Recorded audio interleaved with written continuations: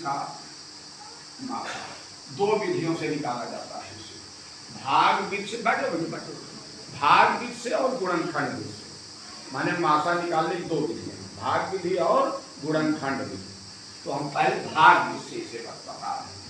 इसमें 10 और 20 के सबसे माने कौन अंक माने बड़ा है, माने कौन संख्या बड़ी है? 10 बड़ी है 20।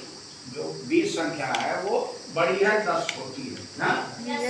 तो जो छोटी संख्या है उसी से भाग देंगे।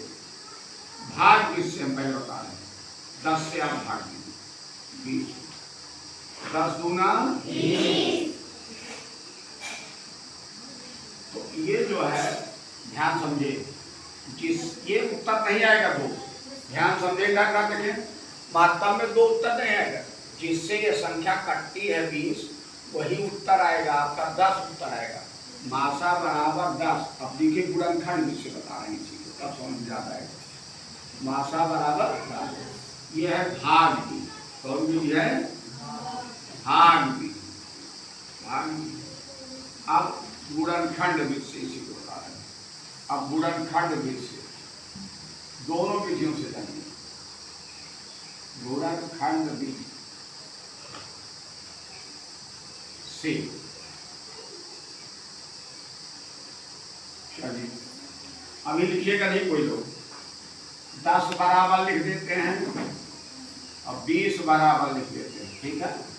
10 का गुणनखंड कर लीजिए रफ पे, 10 का गुणनखंड यहाँ रख पे, 2 पंचे 10, 5 के 5, 10 का गुणनखंड हुआ 2 गुणे 5।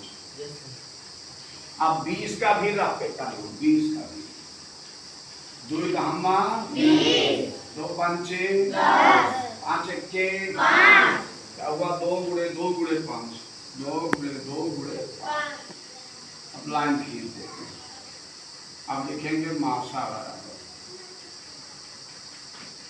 अब दोनों लाइन में जो कॉमन होगा, कॉमन माने जो उभयनिष्ठ, यानी दोनों में शामिल होगा, अंग्रेजी में कॉमन कहते हैं, हिंदी में उभयनिष्ठ कहते हैं। उभयनिष्ठ का समझ लो शामिल जो दोनों में। देखिए माने पहले 10 का गुणनखंड है 2 गुणे 5, इसमें भी 2 है, 20 में भी 2 है कि नहीं, बोलो भाई। इसी को कहते हैं दोनों में कॉमन है। दोनों में क्या है? हाँ, ऊपर वाली लाइन नीचे वाली लाइन में जो कॉमन होगा उसी को उभयनिष्ठ या शामिल कहा जाता है, अंग्रेजी में कॉमन कहते हैं। 2 उतार लेंगे यहाँ, दोनों में से एक ले लेंगे, दोनों में से एक इसमें से दोनों कॉमन है, एक ही ले लेंगे। अब आगे बढ़िए, इसमें देखो 5 है ऊपर वाले में, यहाँ भी 5 है ना, तो 5 भी कॉमन है, 2 गुणे 5। तब आएगा 2 पंचे 10, और ये वाला 2 है नहीं कॉमन, ऊपर वाली लाइन में है ही नहीं है। ये वाला 2 कहाँ है ना, ये तो है नहीं, जब नहीं है तो उसको नहीं दिया जाएगा। फिर लिखेंगे आंसर बराबर 10। ये गुणनखंड विधि हो गई। भाग विधि से भी वही आएगा, गुणनखंड विधि से भी आएगा, दोनों विधियों से सीखेंगे। अब है बी वाला, देखो और वाला बी वाला बी। अब हम गुणनखंड विधि से बता रहे हैं।